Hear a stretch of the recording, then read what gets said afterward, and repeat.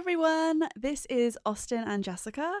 Thank you so much for choosing to listen to us today. I know there are millions of things that you could spend your time listening to, so we're very excited that you have picked us this morning, or afternoon, or evening, whatever time of day it is for you.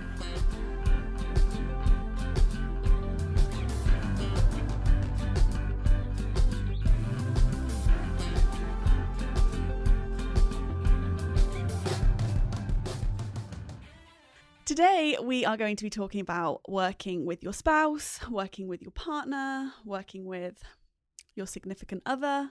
A little bit about us if you missed our previous episode. We've been married for 5 years. Well, coming up on 5 years. Austin, when is our anniversary? June something. Yeah, good job, it's coming up. We're approaching our 5th anniversary. And yeah, we have been working together for the last 3 years. Videoing weddings and more recently photographing weddings. Yeah, we have a heck of a lot of fun together. It's not always easy, but I would say it's fun. Like, we genuinely enjoy what we do, and we love waking up every day, getting to spend all day together, even if it does cause more arguments sometimes. But I think we are so lucky to do what we do and to get to do it together. Yeah, to get to do it together.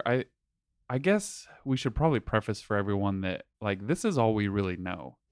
We got married. We were volunteers together in Australia right after. Well, and before. So we didn't work in the same office necessarily, but we worked in the same area. We lived together, obviously, there. And then we decided to buy a food truck in England after that. I mean, long story short, right?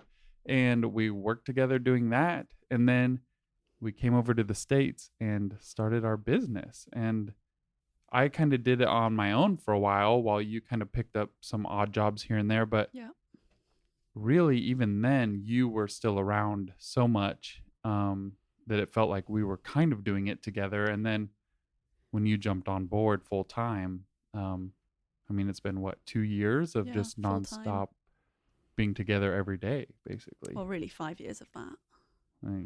Yeah, because if anyone doesn't know about the Enneagram, or does know about the Enneagram, Jessica is an Enneagram 2, and she loves being next to me every second of every day. It's interesting. It's like having a cat that wants to nuzzle you nonstop. It truly is. It's interesting, but I love it. Like, there's something about me, I must need that. Otherwise, I wouldn't have chosen you, I don't think. Austin is an Enneagram 7. And I think a 2 and a 7, for those of you who don't know the Enneagram, actually, I'm not going to be the one that is going to explain it to you, but... Yeah, nice try. Yeah, let's quickly backpedal on that one. A 2, it's 9 numbers, and each one has like a title. The number 2 is a helper, and the number 7 is a dreamer. And so I feel like I very quickly found my role within the creative at the very beginning as somebody who could come alongside Austin and help in like whatever way, shape or form that looked like, whether that was answering emails on his behalf, second shooting, not even second shooting, but just like being with him to like pass him the cameras that he needed, or and like my role has obviously very, very much adapted within the creative now, but within our business and within our marriage, I do think I am a great helper and I'm a great support. And with Austin is a 7, and the 7 is the dreamer. He has big, big ideas all the time. Like, yeah, he's like the most big picture, what can we do next kind of guy. And, you know, he'll present me one idea one day, and it'll take me like a few days to like kind of process and like catch up with him and be on board with what he's talking about. And then, you know, I'll bring it back up and I'll go to be like, okay, this is how I think we could do it. And he's like moved on to something else. And so that is something that we've gotten to the point in our marriage, though, where you kind of just ignore everything I say. Yeah, I ignore a lot of what he says now. Well, I'm just learning to like, I know I'm learning him enough to like know what he's taking seriously, and enough to just kind of like smile and nod and go along with it, just to, well, make him feel seen and heard, even though I know Yeah, that it's not that's going to fair. go anywhere. I'm surprised that I got you to jump on board with the podcast idea. I thought I was shooting for the stars on that one, and you were never gonna do it. But I'm so glad that you're willing to jump onto one of my ideas, and we'll see what happens. We will see where it goes. Hopefully, it lasts more than like 3 episodes, because, like she said, as a 7, I like to move on to the next thing pretty quickly. But I'm working on that. I think that is a flaw in my personality, and I want to be better at it. I think going off of that, like, we are genuinely lucky. We work together really, really well. You hear a lot of married couples say, "I could never do that," and for some reason, we just click. Like, we do argue, but not often. And when it is, it's about work stuff that's stressful. It's usually not about little things. I mean, looking back, they're all things seem to be small in hindsight, but really, I think we are really lucky. So, yeah, I guess we can talk about the good things and the bad things. And so, what are some of the perks, Jessica? What do you think? And she doesn't have a single perk. She no good things about working together, apparently. No, I absolutely love working alongside Austin because I don't know the statistics of like the percentages of people that are actually happy in what they do and happy in their job. But truly, I do think Austin is doing what he was made to do. And so working alongside someone and being married to somebody who is truly happy in their workplace, there's just something so encouraging and inspiring and life-giving to be working alongside somebody who is happy in what they do, because it rubs off on me. And everything that I have learned, like Austin has taught me, or okay, no, that's even a lie. I haven't watched too many YouTube videos. He often refers me to a YouTube video, but I'm very much about being shown how to do it, not watch how to do it. Is that the same thing? Well, you just don't like to take my input. You like to try things yourself and then ask questions and then that's actually probably one of kind of yeah, that's probably one of a flaw in myself. If I can't get it like right straight away, then I would rather give up than potentially fail at it. Yeah, you kind of like, you want things to be perfect right away. You don't. I think we just live in this culture, right, where like we think things happen overnight. We think we can be an incredible video photo duo overnight, but the reality is it's taking years of work and time and money and all this energy to become excellent at our craft. And so I think oftentimes we watch a YouTube video and we're like, these people made it overnight, or we look up to certain people and we think, man, they just made it. And why do they have something I don't? But the reality is you just don't get to see the behind the scenes things. And when we're living those out, it can be challenging because it can be so frustrating.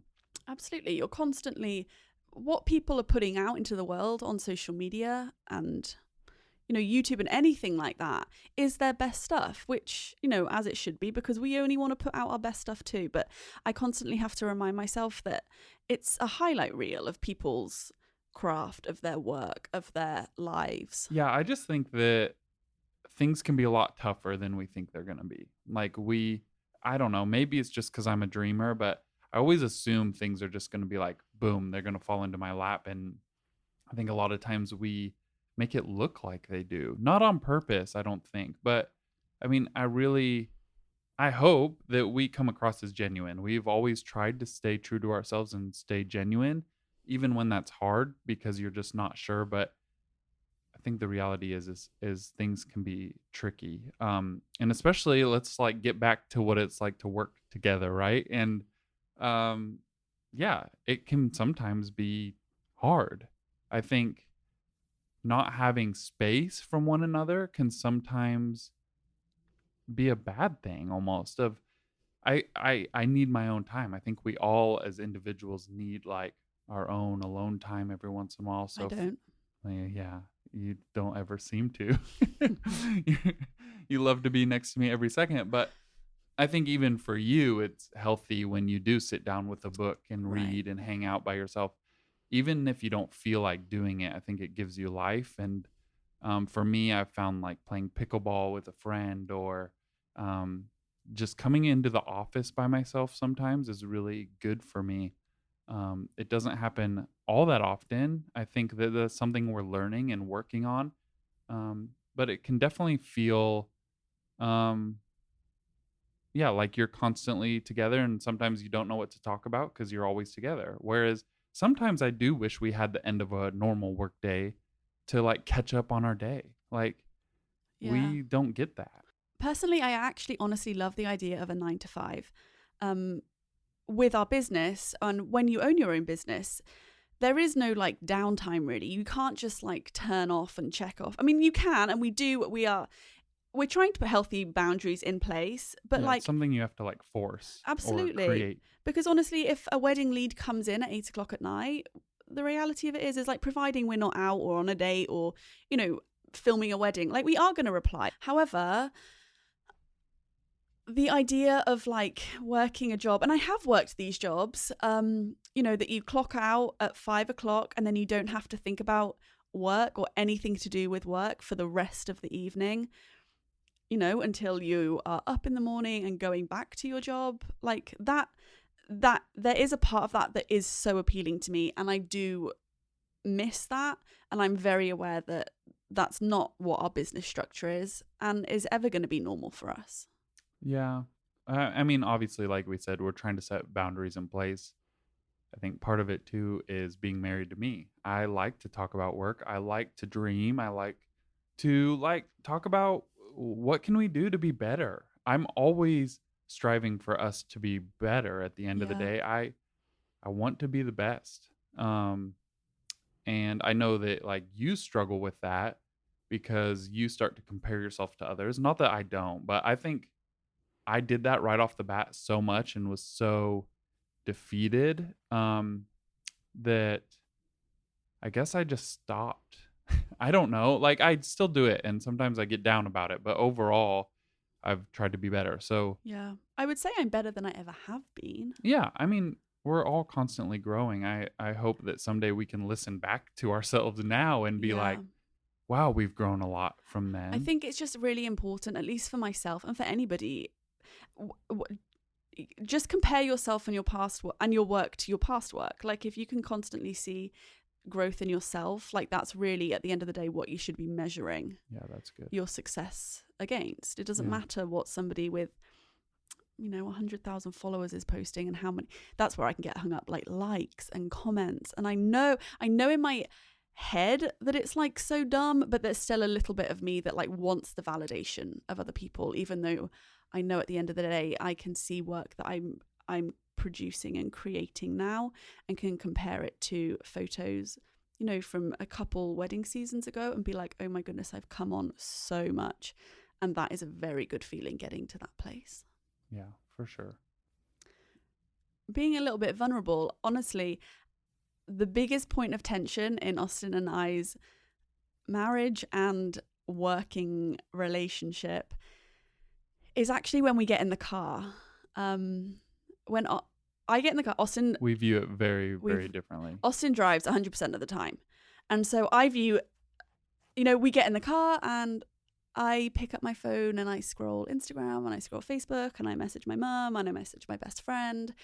And I zone out. Austin is obviously driving and concentrating and can't be on his phone. And so like all he's thinking about is work and what can we do next? And how can we improve this? And what should we talk about on the podcast next? And what should our next social media post be? And I kind of view being in the car together as like being locked in a cage together. And what are you going to do? You going to better yourself? Or are you going to just scroll through social media? And as an outward processor, that is my time. Like all I'm doing is driving, staring at the road. I want to be able to just process what I'm thinking because the rest of the day, yes, we are talking, we are interacting, but we are working to a different capacity. Like we're working on actual projects. We don't have a lot of meetings where we talk about like what's next. Mhm. So the car for me is that time. Well, just a couple of nights ago, Austin admitted that he sits there and lets all his annoyance and anger and what other word did you use? I don't know. It's He the was like, Wrath it of just, Austin. he said, I just sit there and I let it fester. And I looked at him and I was like, oh my gosh, I had no idea. It's all internal. You wouldn't know. I'm still like No, smiling looking at at you, him, telling you I love yeah, you. holding my hand, you know, not when we're driving, Mum, don't worry. Yeah, but you know, it was just, I didn't quite realize that he really does view that time together in the car as important time and time that we can be working essentially. And so, I mean, what's your take on it, Austin? I mean, I think that's a point of tension that we've just finally addressed. And I guess my take on that whole thing is just learning to address tension when it's there. I think that's something we've been driving. So we live in small town Iowa, so we're in the car all the time we basically live in the car when it comes to work, because we have to drive to shoots all over the state, sometimes the country. We are always in the car. Yeah. And it's taken us so long to address this, and how many times have I gotten angry or annoyed but just kept it internalized? And for me, I don't think it ever really comes out. Maybe it does in the weirdest times. But like you said, you didn't really know. And so I guess I'm just learning that address tension as soon as you feel it or notice it, but do it at the right time. So like we figured this out when we were sitting with friends and they were talking about how the same kind of thing happens to them. And so like it's healthy to have good community, good friendships where you can process that kind of stuff and learn about each other through that. Another thing that we've done is in the past, we've had like date days once a week where we sit down and talk about specific things that are bothering us, or wins even. Like we talk about the good as well. It's not all focusing on the bad. Right. Yeah. But I think it is very important to have healthy communication. Yeah. Because we do work together. You know, anything that's bothering us at work is also going to carry over, you know, to home as well. That's the key. I think, yeah, that's what's kind of tricky about working with your spouse is everything carries over into one another. There is no lines. And if you are annoyed or mad about something that has to do with your work, you're going to then be annoyed or mad about something that has to do with your home, because your spouse is part of your home. So, yeah, but I honestly, I think that I would love to talk about some of the good things too, because there's definitely more pros than there are cons. Right. I feel like it's so easy to get hung up on these like bad things or hard things, because that's how you kind of learn and grow. And we're not always good at celebrating the good in our life. I think we both have talked about that. We try to be grateful, but we don't always celebrate the wins. So that's really true. I think we acknowledge the wins, but we acknowledge the wins and then it's like, okay, well, what's the next thing we can work towards, as opposed to actually stopping and being like, this is incredible and we have been working towards this for a very long time. Yeah. Yes. We might do a quick high five and then it literally seems like it goes away. Yep. Like whatever win we just had is literally right on to the next thing. That's a con. Go back to the good things. Yeah.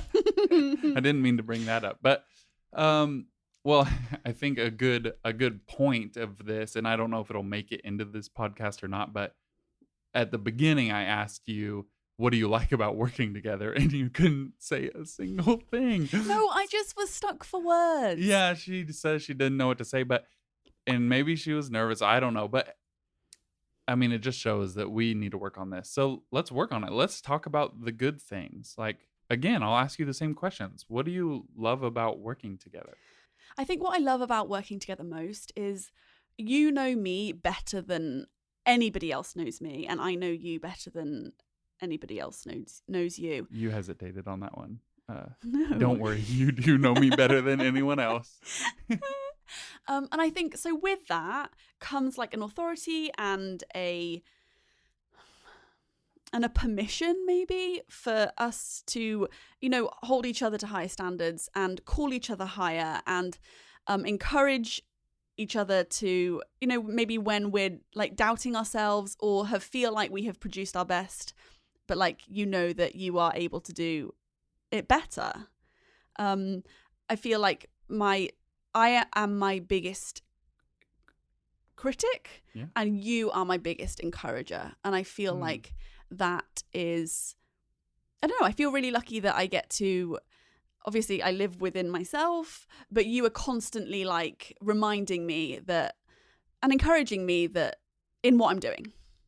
That's funny you say that, because a lot of times I feel like I'm not your biggest encourager, and I feel like a lot of times I'm there to correct your work, even though that's not like my intention. But I think your correction comes, or I at least receive it. Maybe you don't mean it this way, but like you're correcting me and you're encouraging me because you want me to do better. You want me to grow. You want me, and I don't know if I would necessarily receive that as well from anybody else, because I know that ultimately you want the best for me and you want me to be the best version of myself.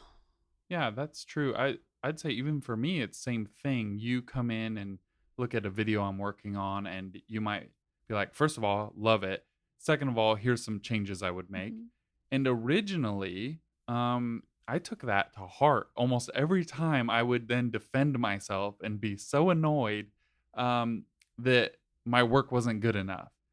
But as time has gone on, I view it the same way. Like, you are helping me become better. And that, again, is your heart for me, for our business. Just for us together to always become better. And yeah, it's so much fun to have someone walk in that can encourage you, even if it is changes that need to be made, but it's just making us better. I always talk about how I want us to work in a team, because I think creatives just can, I don't know what you'd say, maybe like rub heads in the best way possible, like just using each other's creativity to be better and to grow together. So I think I forget that we have that built in. We have together, that is us. Feel like I'm kind of rambling, so you're looking at me like I'm rambling. Another thing is learn to take visual cues from your spouse. When I see her and she's like, you're annoying me, then I should probably stop. And at the end of the day, whether like the good or the bad is outweighing one another, we just love what we do. So, and we love each other. And we love each other. Yeah, it's not always about work. It's not always about what we do. Jessica reminds me of that often. And I'm just thankful that we get to do this together. Yeah. A lot of people listening probably don't. They're probably just intrigued about what is it like. And those who are understand the good and the bad, and hopefully like reach out to us. We would love to chat. We would love to just talk about this, because I think this is a subject that you're going to see more and more as people are working from home. Even if you're not in the same job, I think people are just around each other a lot more than they probably ever have been in marriages. And it's a great thing. It's a beautiful thing. So I'm just thankful. Well, hey, if you're still listening, I mean, well done for making it this far. Yeah. We really are thrilled that you have at least stuck around for this episode, and would love to hear your experiences of working together. Is it something that you would love to do? Are you working towards that? Are you working towards doing something with a career with your spouse? Whether that's, like a creative something. We genuinely, we love it when we come across other couples that work together. We love the flexibility of our own schedule. Yeah, we didn't even talk about that, but and I'm not going to take up more time from people, but flexibility is key, because there's been so many times where we've just gone off and done what we wanted for the day. Because maybe we're stressed, and maybe we probably should be working because we're stressed. But no, we just need some time off, and that's okay. Yep. So the flexibility is absolutely incredible. And I think that's, besides actually working with Austin, is the absolute pro of working together and running our own thing. Otherwise, you'd have a 9 to 5. Otherwise, I'd have a 9 to 5. So that actually contradicts what I said earlier, doesn't it? But it's more the switching off of the 9 to 5 that I love. Yep. That I would love, I should say. Yep. But yes, this was fun, you guys. It was. I'm glad that we got to be in your ear for the last 20 some minutes, whether you're in the car or on a run or working out, or you turned us off already. I guess you're not hearing this. Yeah, they don't hear this, but you missed a good one if you are not listening right now. So thanks again. I hope you guys tune in for the next one. It'll be coming out soon. See you, friends. Bye, buddy.